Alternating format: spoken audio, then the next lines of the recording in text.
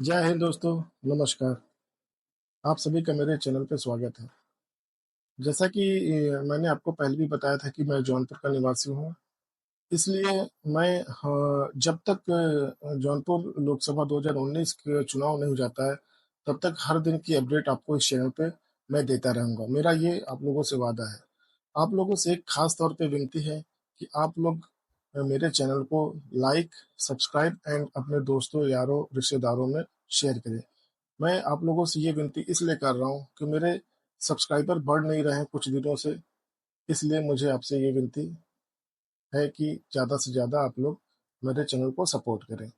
चलिए बात करते हैं जौनपुर लोकसभा की करंट सिचुएशन के बारे में। फिलहाल के डेट में भाजपा ने अपना उम्मीदवार जौनपुर से कृपा शंकर सिंह, जो मुंबई के राज्य गृह मंत्री रह चुके हैं, जौनपुर आ रहे हैं चुनाव लड़ने के लिए। और उसी तरह से विपक्षी पार्टी जैसे बसपा, सपा और कांग्रेस कांग्रेस के जिला अध्यक्ष ने साफ मना कर दिया है कि जौनपुर से वो कांग्रेस का कोई कैंडिडेट नहीं उतारेंगी। ये अभी तक का उनका बयान है। उसके आगे सपा बासपा सपा बासपा का पिछले 2019 लोकसभा में श्याम सिंह यादव चुनाव जीते थे, वो खड़े थे। लेकिन कुछ सूत्रों से खबर आ रही है कि उन्होंने अनिच्छा जताई है कि वो 2019-24 चुनाव में उम्मीदवारी नामांकन नहीं करना चाहते हैं, पर पूरी तरह से उन्होंने मना भी नहीं किया है।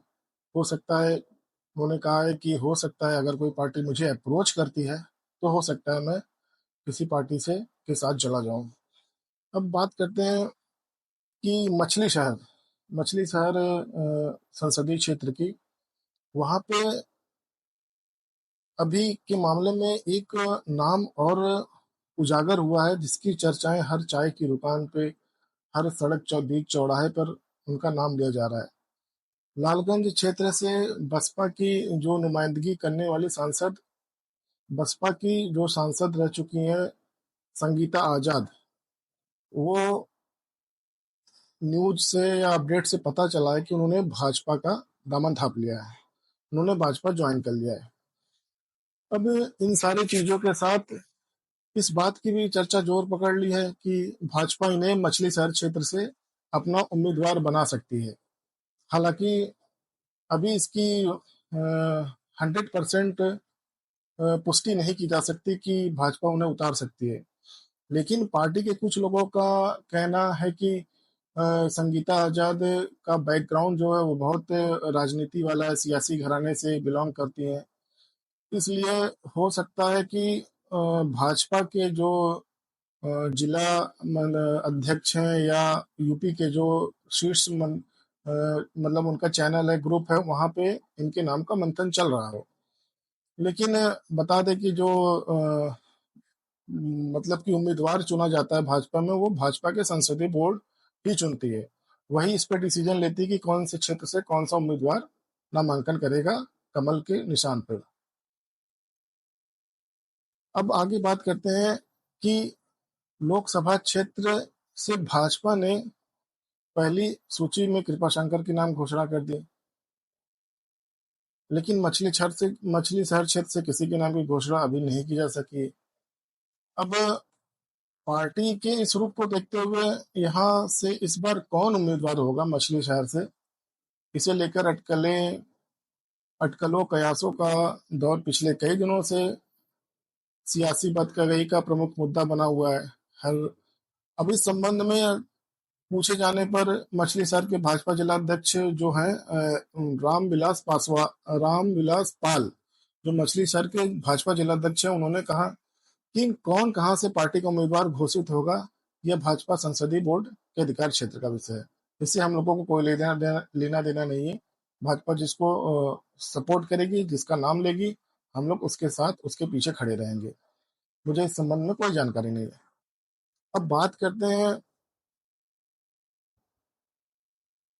करते हैं यूपी की वीवीआईपी सीट रायबरेली। रायबरेली एक इसलिए भी वीआईपी हो जाती है कि वहां पे बहुत दिनों से कांग्रेस के सांसद और विधायक वहां पे शासन किए हैं, लेकिन वहां का विकास अभी तक भी पूर्ण रूप से नहीं हुआ है।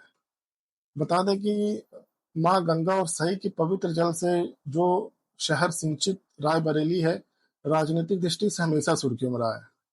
इधर 2 दशकों की बात छोड़ दें, तो मतलब इधर 20 साल, पिछले 20 साल के बाद बात अगर न करें, तो रायबरेली का सांसद सदैव, जो वहां से सांसद बनता है वो हमेशा सत्ता के इर्द गिर्द ही रहता है। रायबरेली के मतदाताओं ने कई बार ऐसा उलटफेर किया जो इतिहास के पन्नों में सदा के लिए दर्ज हो गया। जैसा कि यही कारण रहा है कि यहाँ से कई दिग्गज चुनावी मैदान में उतरे। यह बात और है कि कोई जीत कर प्रधानमंत्री बना तो कोई हार कर दोबारा नहीं लौटा। आप लोग समझ सकते हैं हम किसकी बात कर रहे हैं। अब वो बात करते हैं कि रायबरेली में जब कांग्रेस के सितारे एकदम बुलंदी पे थे, उसका भी थोड़ा सा इतिहास समझते हैं कि रायबरेली में क्या सिस्टम रहा कांग्रेस का। 1952 से लेके 1957 तक यहाँ से जीत कर फिरोज गांधी सांसद बने थे सबसे पहले। फिरोज गांधी 1952 से लेकर 1957 तक वहां के सांसद बने। फिर 67 से लेकर 71 तक में इंदिरा गांधी ने अपने प्रतिद्वंदियों को बहुत बुरी तरह से हरा दिया। मतलब वह दौर था जब कांग्रेस के सितारे एकदम बुलंदी या चरम पे थे। फिर उसके बाद धीरे धीरे जब एंटी इनकम्बेंसी बनती है किसी भी पार्टी की बहुत दिन सत्ता में रहने के बाद, तो इंदिरा गांधी से जनता ने किस तरह से मुंह तोड़ा। 1977 में यहाँ की जनता ने इंदिरा गांधी से एकदम एकदम नाकार दिया। समाजवाद, उसके बाद सिस्टम आया जय नारायण का, समाजवादी विचारधारा के राज नारायण ने कांग्रेस के गढ़ को ध्वस्त करते हुए इंदिरा गांधी को 55,000 से अधिक वोटों से हरा दिया। समाजवादी पार्टी के राज नारायण ने इंदिरा गांधी को 55,000 से अधिक मतों से उनको हरा दिया। अब लगभग 3 वर्ष बाद इंदिरा गांधी आंध्र प्रदेश के मेडक और रायबरेली से चुनाव लड़ने के लिए मैदान में आई। अब उनके सामने मध्य प्रदेश की राजमाता विजयराज सिंधिया मैदान में उतरी। ये सारी घटनाएं रायबरेली की हैं। अब लोकदल से जो महिपाल शास्त्री भाग्य आजमाने चुनावी समर में कूद पड़े, लेकिन इस चुनाव में इंदिरा गांधी ने जीत का एक नया इतिहास लिखा। अब इस बार वो 2 लाख से अधिक मतों से जीत हासिल की। चूंकि लेकिन इंदिरा गांधी प्रदेश के मेडक से भी चुनाव जीती थी, इसलिए उन्हें रायबरेली सीट छोड़ दी। क्योंकि इंदिरा गांधी मेडक से भी चुनाव जीती थी, रायबरेली से जीती थी, इन्होंने रायबरेली की सीट छोड़ दी। इसके चलते वहां से फिर से एक बार चुनाव हुआ। चुनाव मतलब जैसे उपचुनाव कहते हैं, जब कोई एक सीट छोड़ देता है तो वहां से उस सिटी को या उस स्टेट को कौन देखेगा, इसके लिए उपचुनाव होते हैं। फिर उसके बाद अरुण नेहरी आए, अरुण नेहरू जी आए, वहां से उपचुनाव लड़े तो वहां पे जनेश्वर मिश्र जी को हरा दिए वो। उसके बाद ये सारी घटनाक्रम होने के बाद जो अरुण नेहरू थे वो भी लगभग 1 लाख वोट से अधिक वोट से जीत गए थे। उसके बाद की बात करते हैं तो 1984 में संविदा अम्बेडकर को भी अरुण नेहरू ने हरा कर, फिर ये मतलब कि वहां का पासा उल्टा पलट उलट पलट होता रहता था। कभी कोई दूसरी पार्टी का, कभी कांग्रेस, अधिकतर कांग्रेस के उम्मीदवार वहां से जीते। 1996 और 1998 में भाजपा प्रत्याशी अशोक सिंह ने दोनों चुनाव में कांग्रेस उम्मीदवार को हराकर कांग्रेस के सबसे मजबूत किले का ध्वस्त कर दिया। अशोक सिंह ने 1996 और 1998 दोनों चुनाव में कांग्रेस को हराकर उनका किला एकदम ध्वस्त कर दिया। 1999 में अरुण नेहरू ने पार्टी बदलकर चुनाव मैदान में फिर से आ गए। उन्हें कांग्रेस पार्टी के उम्मीदवार कैप्टन सतीश शर्मा ने पराजित किया और कांग्रेस में एक बार फिर से जीवन संजीवनी बूटी लगभग दे दी। अब 2004 में सोनिया गांधी चुनाव मैदान में उतरी और लगातार जीत रही थी। साल पे साल हमेशा जीतती चले, उनके जीतने का क्रम रुक ही नहीं रहा था। उनके सामने अलग अलग पार्टियों से नेता हैं, जैसे बसपा से Prabhas Kumar, R S Kushwaha, Samajwadi party से राजकुमार व उच्चतम न्यायालय के अधिवक्ता भी एक बार अजय अग्रवाल, वर्तमान में राज्य मंत्री जो है स्वतंत्र प्रभार दिनेश प्रताप सिंह भी मैदान में उतरे। इतने लोग जो उतरे मैदान में रायबरेली से, लेकिन कोई सोनिया गांधी को हरा नहीं सका। लेकिन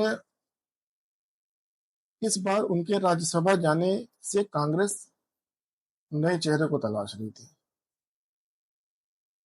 अब कुल मिलाकर ये मुद्दा आ रहा है कि रायबरेली से भी किसी दल ने अपना पत्ता खोला नहीं है।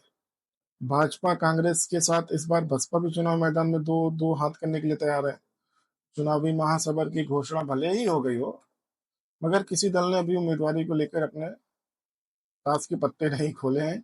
किसी ने भी अपना उम्मीदवार नहीं बताया है। अब आने वाले समय में देखना यह है कि निकट भविष्य में रायबरेली के चुनाव मैदान में इन दलों की ओर से किसे किस दिग्गज को, किस स्टार प्रचारक को या किस स्टार नेता को मैदान में उतारा जाएगा। बहरहाल मैदान में कोई भी आए, बहरहाल रायबरेली से कोई भी लड़ाई, चर्चाएं यही हैं, एकदम गर्मा गर्म चर्चाएं हो रही हैं कि इस बार का चुनाव पक्का मजेदार होगा। आज की अपडेट में जौनपुर रायबरेली का के बारे में बस इतना ही। आप लोगों से एक बार फिर निवेदन करता हूँ कि मेरे चैनल को ज़्यादा से ज़्यादा लोग लाइक करें, शेयर करें, सब्सक्राइब करें। वादा करता हूँ कि जब तक लोकसभा चुनाव नहीं हो जाते हैं, तब तक मैं आपको लोकसभा जौनपुर मछली शहर की हर एक अपडेट को डिटेल में देता रहूँगा। इसलिए जो जौनपुर से खास तौर से जुड़े हुए हैं वो लोग मेरे चैनल को अपने दोस्तों, रिश्तेदारों में फैला दें, सपोर्ट करें मेरा। धन्यवाद। जय हिंद, जय भारत।